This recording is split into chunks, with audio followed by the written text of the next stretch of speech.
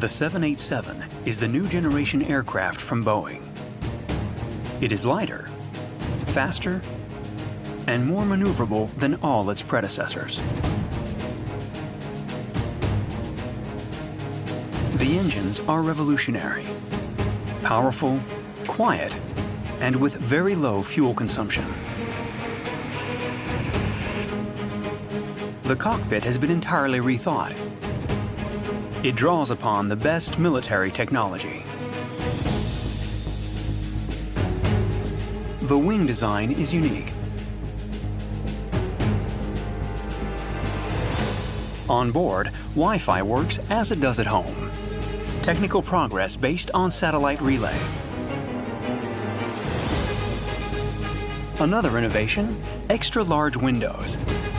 An astonishing invention allows the amount of light entering to be controlled.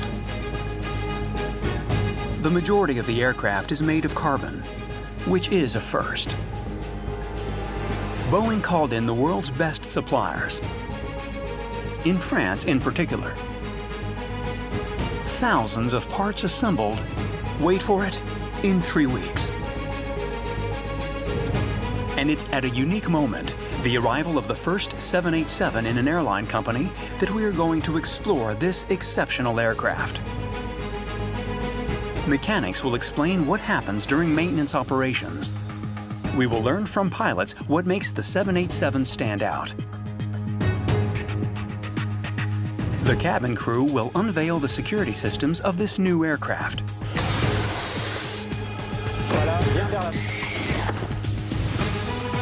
You are going to discover this new Boeing as never seen before.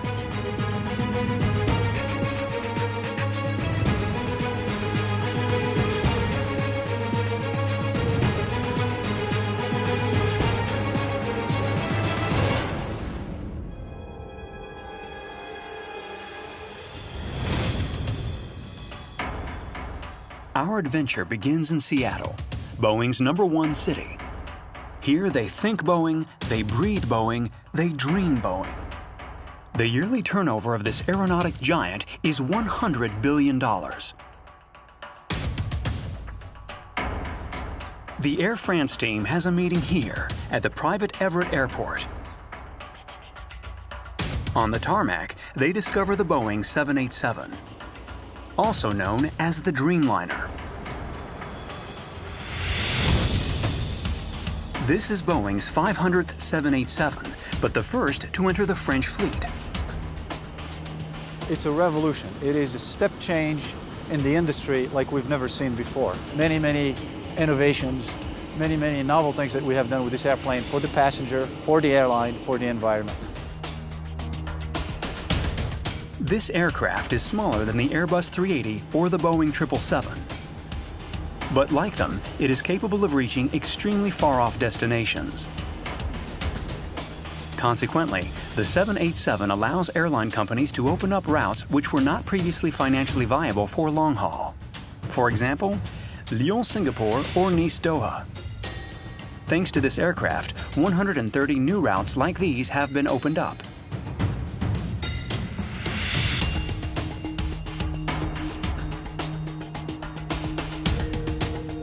Its aerodynamics and lightness provide astonishing maneuverability.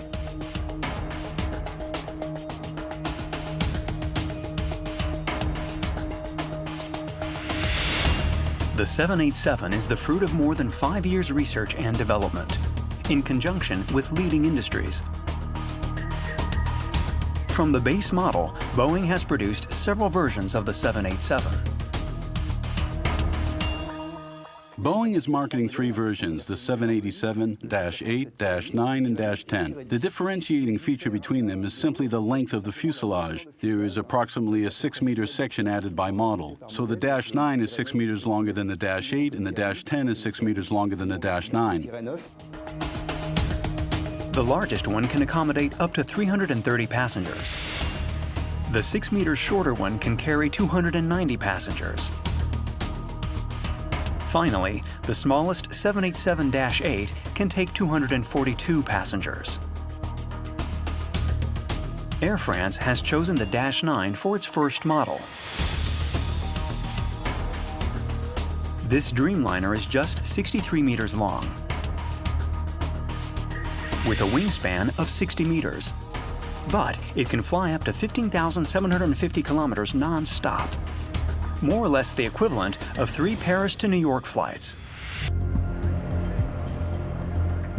But before the Air France team can take flight with this 787, a little formality needs to be sorted out. Payment in cash. A transaction which we've exceptionally been allowed to film. The base price for each aircraft is $230 million. Here, in this room, Air France authorizes the transfer. The Boeing representative is waiting for the moment when the sum appears on their account. Live. Now we're waiting for Boeing to come back into the room and confirm reception of the payment on their account. So Suzanne should be back in 5 to 10 minutes. It's always a slightly stressful moment. It looks as though things are moving. That's it. The money has arrived on Boeing's account. And like at a solicitor's, the buyer and the seller finalize the sale. Just for the record, this contract is for the equivalent of 1,500 Porsche luxury models. As of this moment, the aircraft is legally the responsibility of the French company. Now, the Boeing representative can symbolically hand over the keys to the Boeing 787. Well done. The first aircraft delivered. We can tell the onboard teams to start preparations for the flight. Then we just have to take her back to Paris. On the tarmac, the inauguration can take place. The highest representatives of the two companies are side by side. The sense of pride is palpable. Pretty good.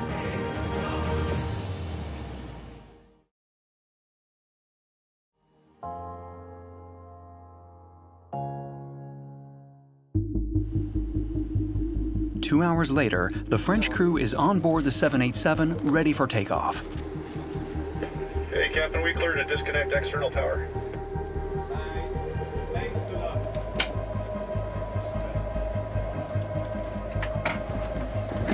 We can go.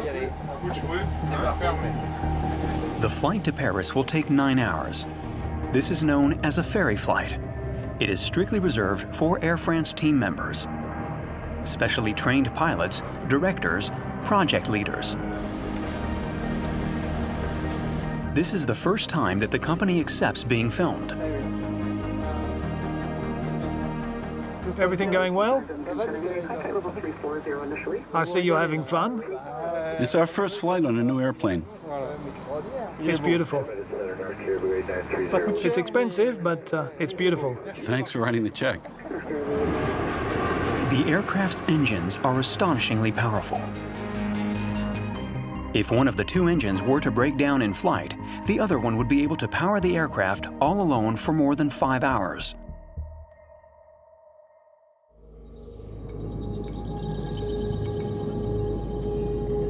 Even though Boeing is the constructor, the French company plays a determining role in the choice of engines. Airline companies have a choice between two types of engine, either General Electric or Rolls-Royce. Air France and KLM have chosen General Electric for their aircraft purchases. The two engines are the Gen X models built by General Electric. These engines are equipped with 18 carbon fiber blades. Over a period of 20 years, these Gen X should be able to reduce greenhouse gas emissions by 77 million tons.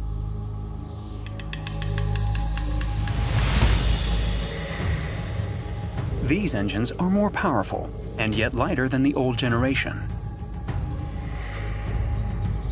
Aluminum has been replaced by more resistant composite materials. These engines consume much less fuel thanks to new technology, and particularly by the use of new composite materials. The work carried out in the General Electric factories is gigantic. Each engine requires thousands of parts to be assembled. One of the characteristics of this engine, far fewer hydraulic and pneumatic systems, and far more electrical systems.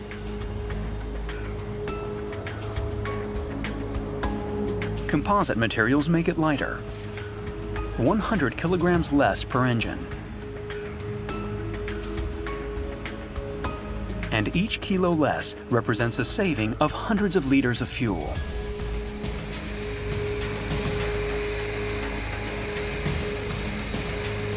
These engines undergo a vast range of tests. One very impressive example: thousands of liters of water injected to simulate a storm or a saturated runway.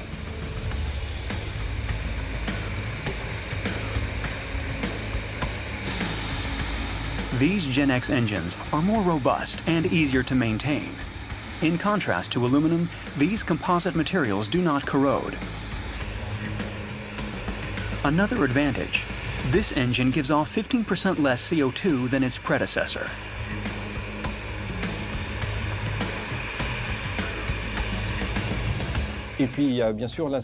Added to this, of course, is the environmental aspect, which is considerable, because this engine makes much less noise. You can see at the back of the engine these tooth-shaped chevrons, which reduce noise emission, which is very important for people living near airports.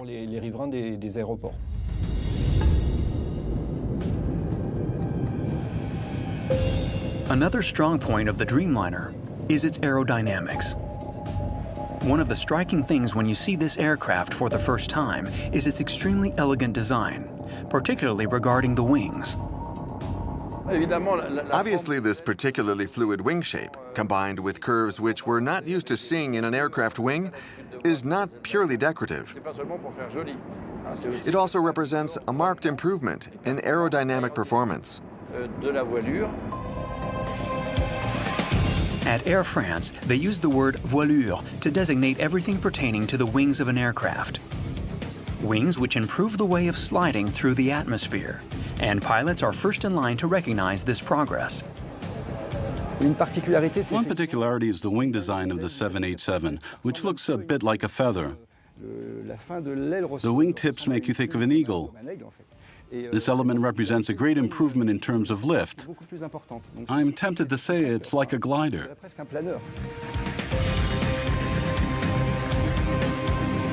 One revolutionary element of these wings is the tips. This upward curve at the extremity.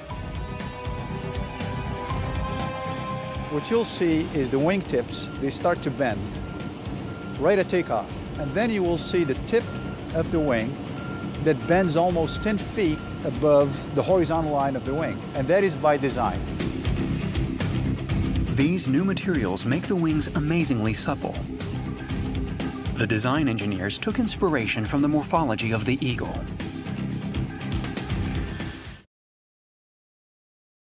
During the Seattle to Paris flight, we meet up with one of the new aircraft's key engineers. For 3 years, she has concentrated on every detail of the cabin. I've worked with maintenance, the supplier, with an ergonomist, to achieve a result where we offer one of the best seats on the market in terms of comfort. The shell is fixed, as you can see. When I recline, I don't encroach on the space of the person seated behind me. This is primarily for premium economy class, an intermediary class between economy and business, which has been rethought. The seats can be reclined further and are wider, 51 centimeters. The space between the rows has been increased. We've added 7 degrees of rake. It's also much wider by 2.5 centimeters. There's about 5 centimeters more legroom to allow you to stretch your legs out. Thousands of man-hours went into developing this cabin.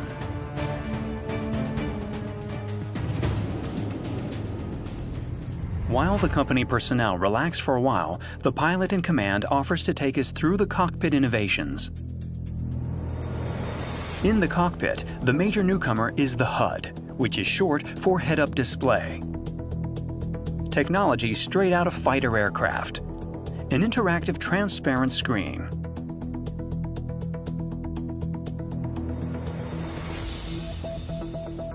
The HUD has been around for a few years now.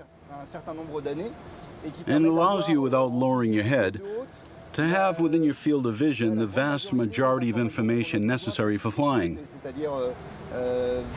In particular, your current latitude, your trajectory, your altitude, speed and direction. It's something really agreeable, because it allows you to be visually on the exterior, but still with your flight details. The HUD isn't the only innovation in the cockpit. All the screens and communication and surveillance systems have been rethought. Electronics allow the position of the aircraft to be pinpointed in real time. In the past, you had huge paper maps. The world was divided into a certain number of sectors, and you cut out your map and drew out the route so that you could follow it.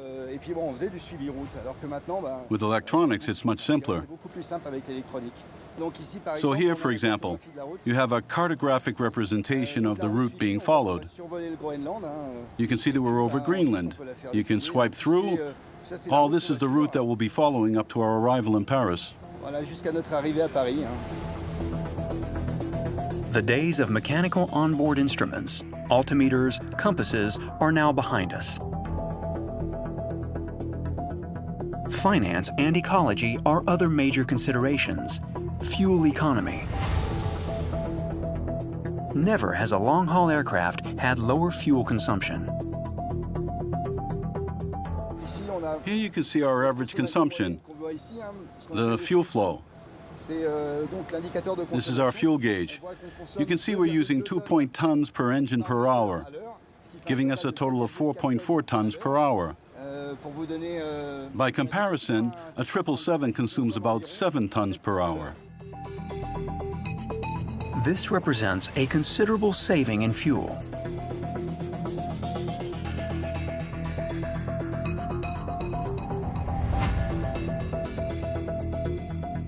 The lower consumption is partly explained by the weight of the aircraft.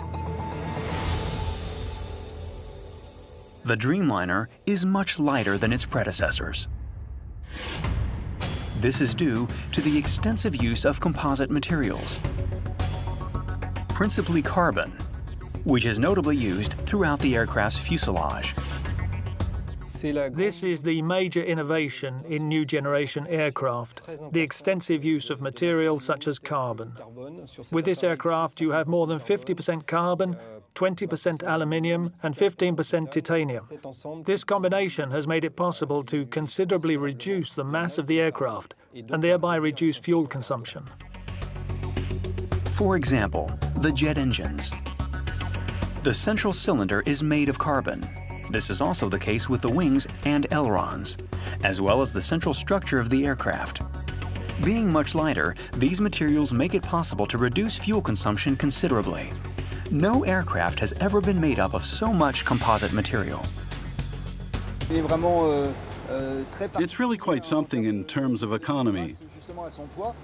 Because of its weight, with more or less the same passenger and baggage load, it consumes 20% less than the Airbus 340 with a similar cabin capacity.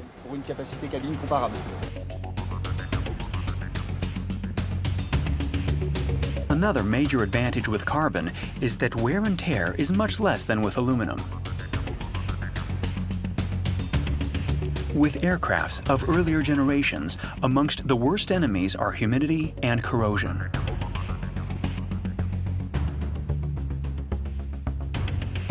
Composites also don't corrode.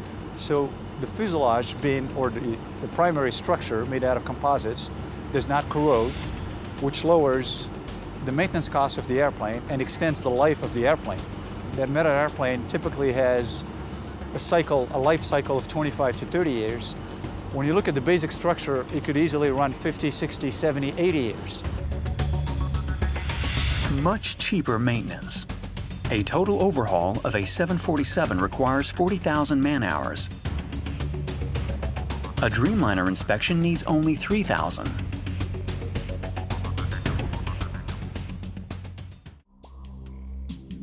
The Dreamliner is the most electric aircraft ever built. That's what makes it so light and environment-friendly. Electrical systems are replacing more and more of the old mechanical and hydraulic systems, pumps, piping. Technologically, the evolution is huge because the 787 makes great use of electricity for all its systems. For example, the starter is electric and the brakes are electric. In the past, brakes were hydraulic, starters were pneumatic. The extensive use of electricity means there are a lot of generators. Why so many onboard generators in electrical systems? Because it saves on weight. Another innovation, each engine incorporates 2 generators. These generators supply electrical distribution units, shown here in yellow. Electricity is thereby used for the radars, de-icing the wings, pressurizing the cabin, and numerous other functions. The systems being electric are making the airplane, again, very efficient, and they're making the airplane very environmentally friendly. And for security reasons, all the Dreamliner's electrical systems have a backup. Another challenge, passenger experience. What could be more important for you on board than Wi-Fi access? Being able to watch films in the best conditions. Today, the head of these new systems is carrying out in-flight tests. Our Boeing 777s were fitted with 9-inch screens. Here we have an 11-inch for all economy class passengers. Everything is touchscreen, so passengers can browse just as they would with a tablet or telephone. All sorts of entertainment is available, including a messaging application for chatting with people in other parts of the plane. But how can you achieve an ultra-fast internet connection in mid-flight? It has taken the latest technology. The central element of the aircraft's connectivity is this hump, in the shape of a rugby ball. It takes several mechanics to install it, engineers who climb on the roof of the plane. It's this antenna which relays all the passenger connections, television, email. During flight, it transmits hundreds of megaoctets of all types of data every minute. One new thing in our fleet is the provision of Wi-Fi on board. All the Dash 9s will be equipped with Wi-Fi, so you can stay connected during flight, send email. You can see on top of the plane the antenna which provides satellite connection. Through this antenna, situated on top of the fuselage, the 787 receives satellite signals. Satellites which relay data sent from antenna on the ground. This apparatus provides unbroken connection for Dreamliner passengers.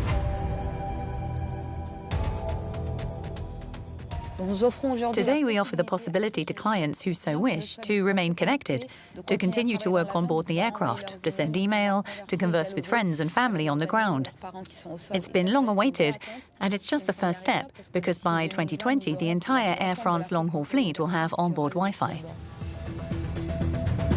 Internet access will cost you between 5 and 20 euros because this technology requires considerable investment in the space industry, the equivalent of 500,000 euros per aircraft.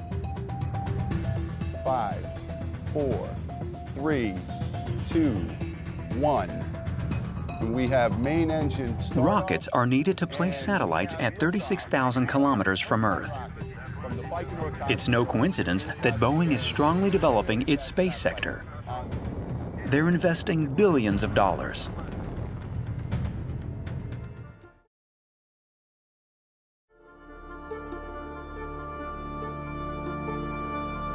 The ferry flight is coming to an end. At daybreak, the passengers take advantage of one of the new features which Boeing is most proud of, the Dreamliner's revolutionary windows.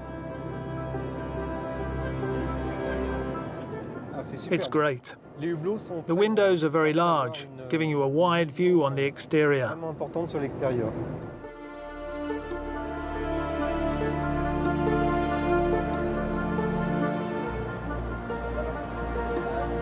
Big windows, bigger like anything you've ever seen. No other airplane has windows that big, that are low, so when you sit in your seat, you can actually view the horizon, and it gives you this sense of openness. Particular care has been taken over the size of these windows. They've been enlarged by 30%. But these windows are equipped with a technological first. A so-called electrochromic system makes it possible to vary the opacity of the plexiglass. The result is that the luminosity of the cabin can be changed at the push of a button. Even the windows include new technology. On this aircraft, the traditional window blinds have been removed.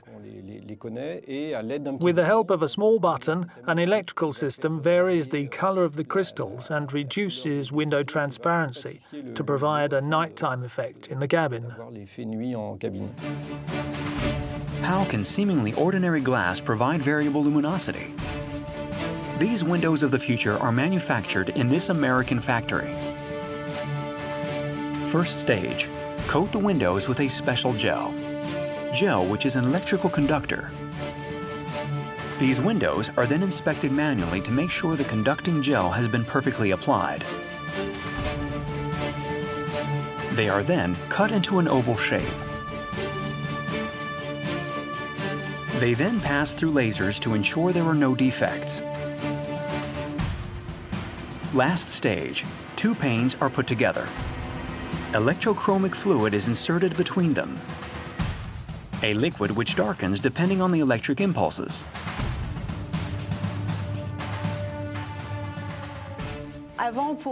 In the past, to create complete darkness in the aircraft, the window blinds had to be lowered, which appears obsolete when you look at the windows of the 787, which have chromatic variation. The passengers have 5 chromatic variations. You can pass from day to night. It's a revolution. The customer is finally master of the light intensity he wishes to have in the cabin, which is a technological revolution and also in customer experience. Another advantage of this new system, cabin staff will no longer need to bother you to open the blinds during flight. The crew can decide upon the amount of light entering the cabin. The flight attendants can also control all the cabin windows from their command post. The aircraft is divided into 3 left and right zones, making 6 independent zones. They can choose these zones, or the whole cabin, and on this side choose the level of window luminosity. 5 for totally opaque, and 1 for totally clear.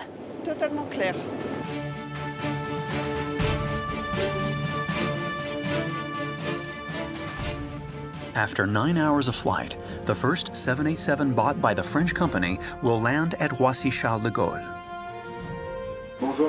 Hello, everyone. I hope you've all managed to get some rest. We're about to begin our descent. I would just like to say what a pleasure it's been for us to share this homeward flight with all of you.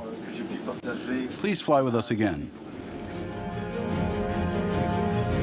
On the ground, on the concourses facing the runway, dozens of airport employees, journalists, and aeronautic fans discover the Dreamliner. This is the first time that an Air France 787 has landed in Paris. Yes, it's a very emotional first for everyone, for all the employees. It's quite a rare event. It's going to come in from this direction. Touchdown will be on this runway. This must be it. That's it.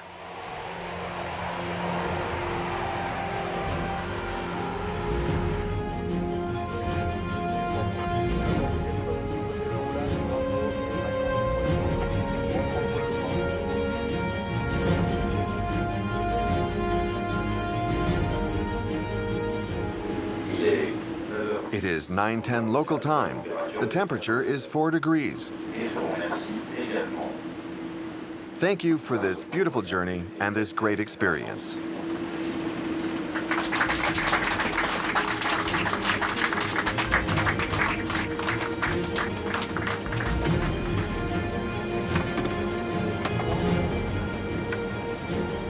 Serge Vitou, one of the pilots in command who has trained for months to be able to pilot the new aircraft, has the privilege of raising the French colors.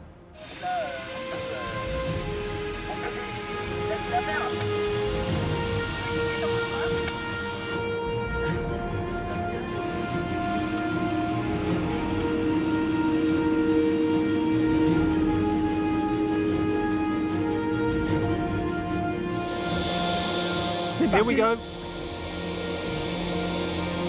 In keeping with tradition, when a new aircraft enters the fleet, it is baptized by the fire department. The weather's not great, but this is magnificent all the same.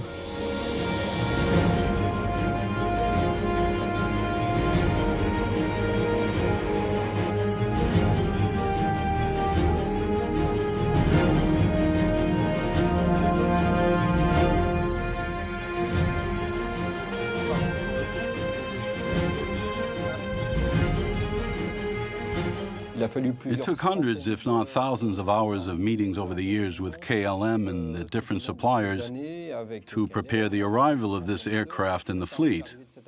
Naturally, all our procedures have to be adapted to this technology. No sooner has this very flight landed than a new challenge awaits the Dreamliner. It must be ready to take off for Cairo in 15 days' time. Not one day longer. Each day's immobility costs tens of thousands of euros.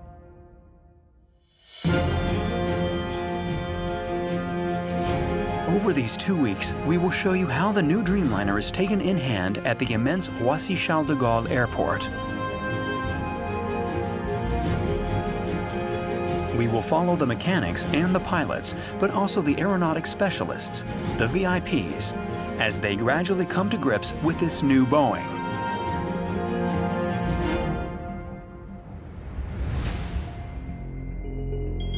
The next day, the 787 is taken to the airport's maintenance hangars.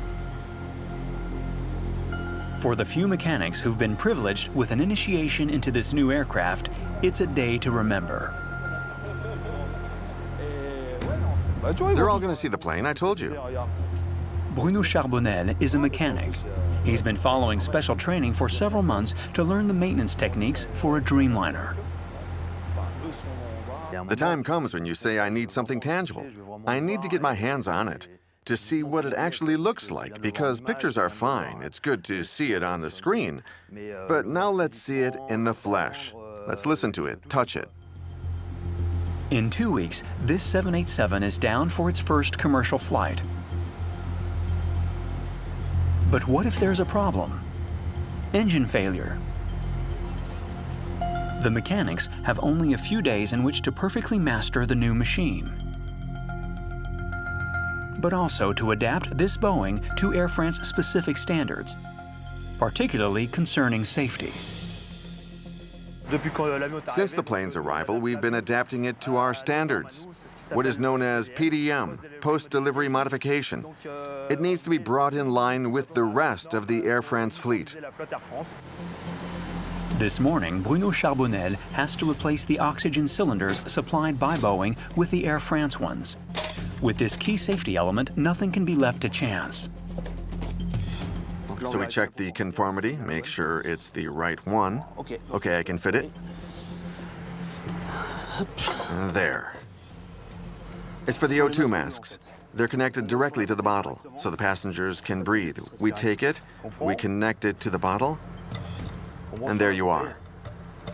The person can breathe through it as soon as it's connected and the bottle is turned on. Right now they're turned off, of course. In accordance with the rules, every operation is written down and verified twice. In aeronautics, this is known as reiteration. It's a beautiful bird and we're fond of it. We're proud to work on it.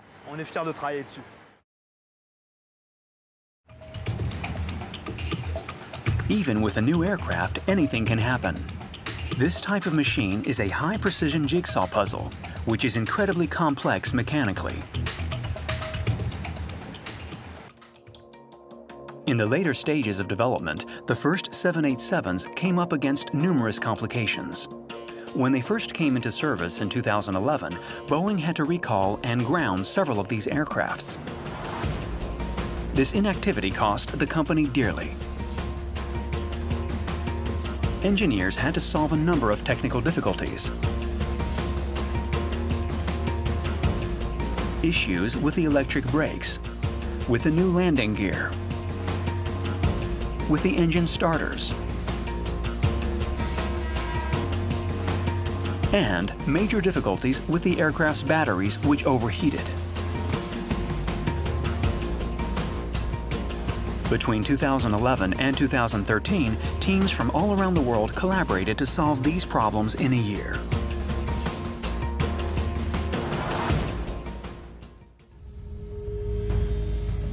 To show you another aspect of preparation, we received special authorization to enter this part of Roissy-Charles de Gaulle.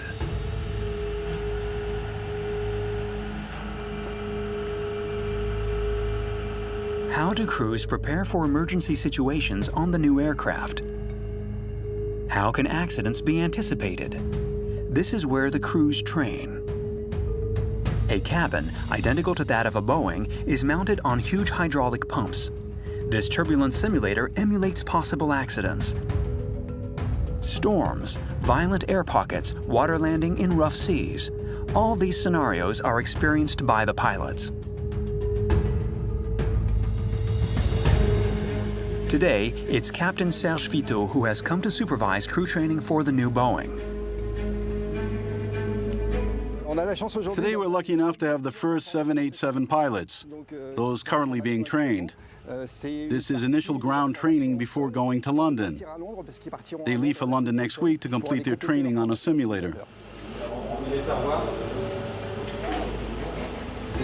Although not frequent, fire is the #1 enemy aboard an aircraft. So the first exercise is to enter this cabin where a fire is being simulated.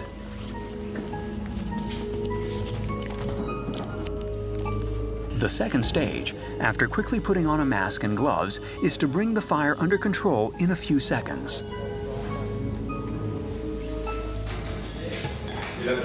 Look to make sure.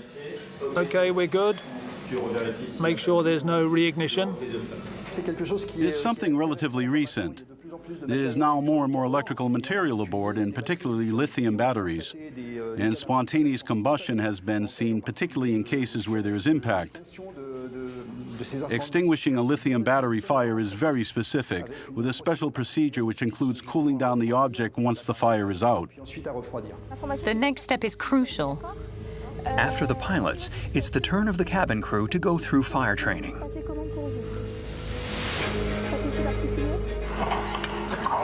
This is control, over. What type of fire are you dealing with? A device on fire?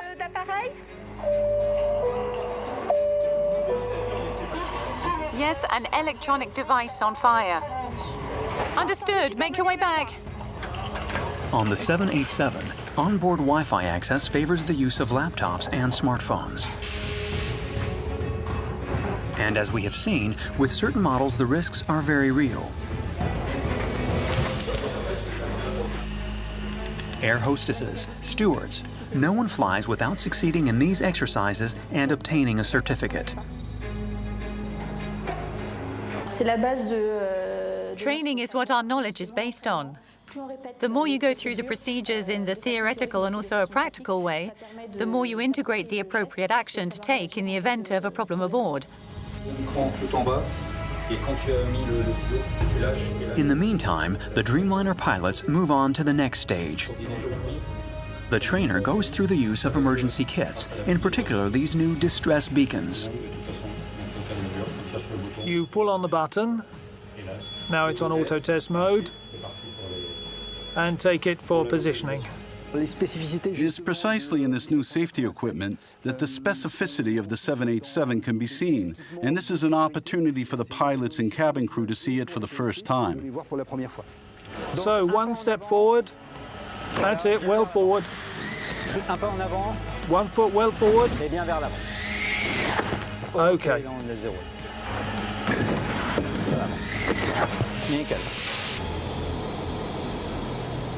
5 a.m. Charles de Gaulle Airport. 1 week from the first commercial flight to Egypt. Captain Serge Vito and his team carry out the ritual tour of the aircraft. It's the rule before each takeoff, one last verification. There are two forward ones, one electronic and the other... No, it's this one.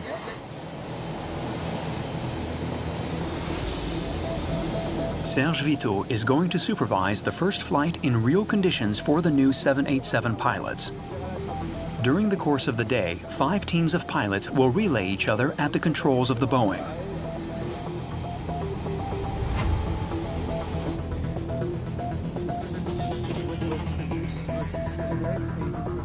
For this, the aircraft will carry out successive shuttle flights between the airports of Châteauroux and Vatry.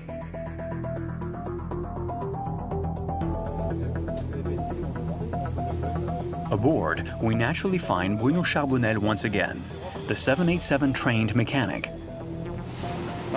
As a rule, you activate it. You see here? This one here is for maintenance, and this is the normal one.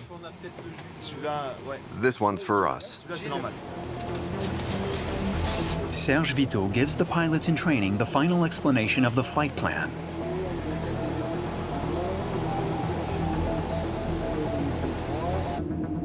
For the last few months, the training has been theoretical. Today, for the first time, they will really be at the controls of a Dreamliner. How will they react? Will they have the right reflexes? Is it easy to go from one aircraft to another? Each machine is different. You need to be trained for each of them. Each training session lasts 2 months. You can't simply go from one to another. You need to be qualified. Switching from one aircraft to another would be just like switching between 2 totally different cars. But a car which travels at an average of 913 kilometers an hour, and whose very particular aerodynamics produce new sensations for the pilot in command. It's very agreeable to pilot, very delicate, more so than the 777, which was a bigger machine and a slightly older style. Here the dosage is even more delicate, which makes it very agreeable to pilot.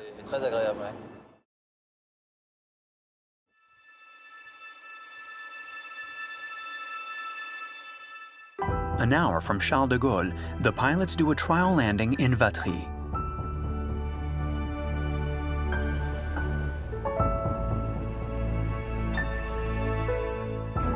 It's barely daylight, but journalists and enthusiasts from all around the region are already there.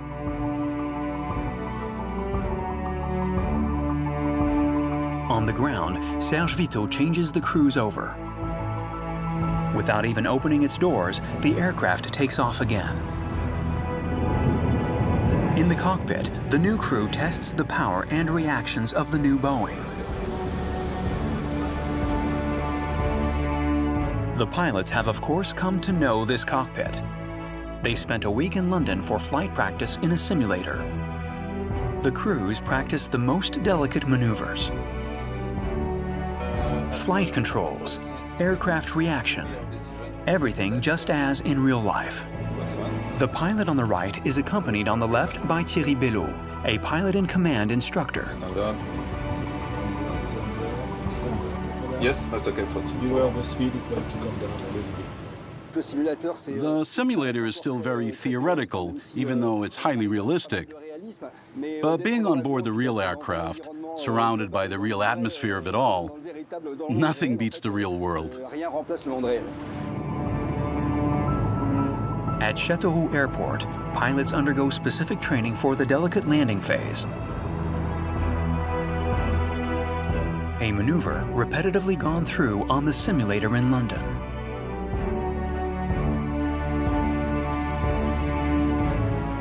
On the simulator, although the flight is virtual, maximum concentration is needed for this landing phase. autopilot approach at Amsterdam, so we'll descend at 2,000 feet, then we have a glide path of 3 degrees. This is the critical phase. 100. 50. 40. 30. 20. 10. 3.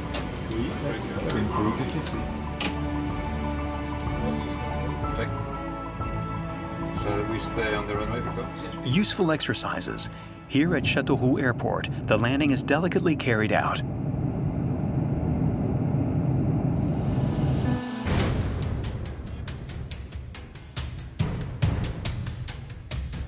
It's the big day here at Roissy.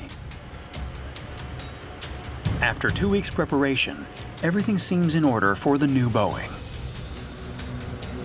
The 787 takes off for Cairo in 42 minutes. This will be its first commercial flight.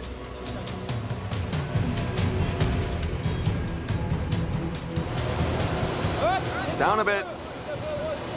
Down. Serial, down. These ramp agents have been briefed on the fragility of the carbon structure. They take every precaution. You need to move the safety guard, or it'll catch over there. Okay, go on. It absolutely mustn't touch. If any machine comes in contact with the aircraft, it will cause internal damage. You won't see it with the naked eye. The section springs back into place. Even when we do the tour of the aircraft, we won't see anything, but there will be damage on the interior. You need to leave a gap of 5 to 10 centimeters, definitely no closer, so even if the aircraft moves with the wind, no other machines must come in contact with it.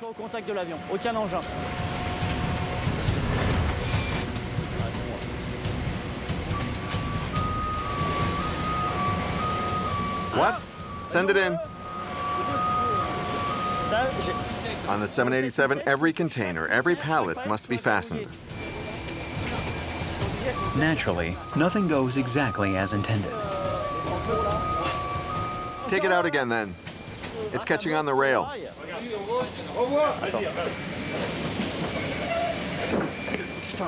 Go on.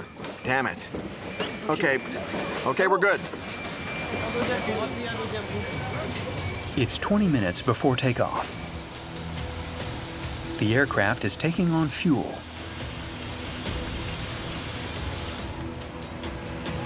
The crew arrives, headed by Serge Vito, of course. The last piece of the puzzle goes in place today, because it will be on a true commercial flight. So we're really at the pinnacle, the culmination of a whole project.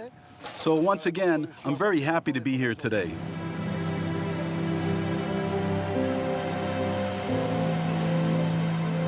For the pilot in command, it's time for the final verification. It's a last technical verification from our side of things before takeoff, so we make sure there are no apparent impacts anywhere on the plane. The aircraft is ready. 2 of the ground crew will help the aircraft leave its parked position. They communicate with the pilot in command through a headset directly linked to the cockpit.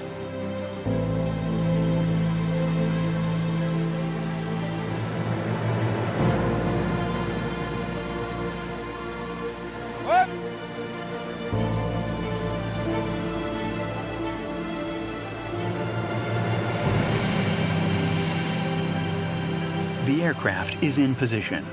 The pushback tractor disengages.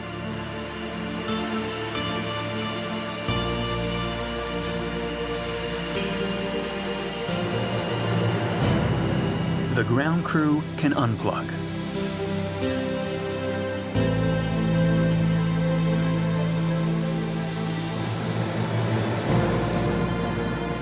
He waves a red security ribbon at the pilot. The signal that everything is in order. The 787 begins taxiing.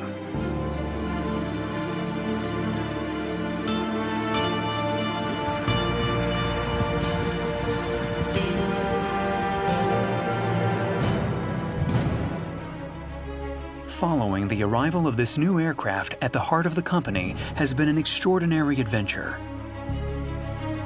A unique journey from Seattle to Paris. It's going to come in from this direction. Touchdown will be on this runway. This must be it.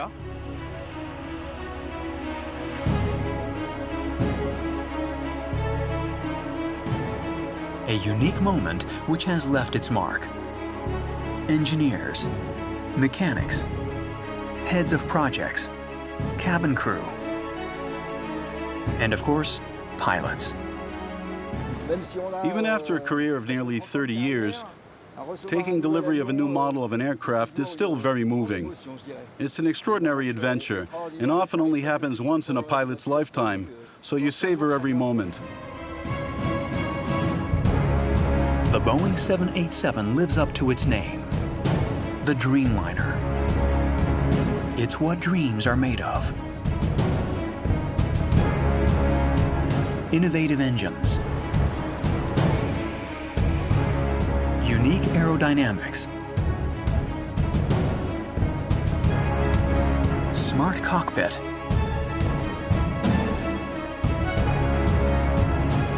a carbon fiber fuselage, both light and resistant, updated windows incorporating technology of the future. The 787 is a cocktail of innovation, and everyone's snatching them up.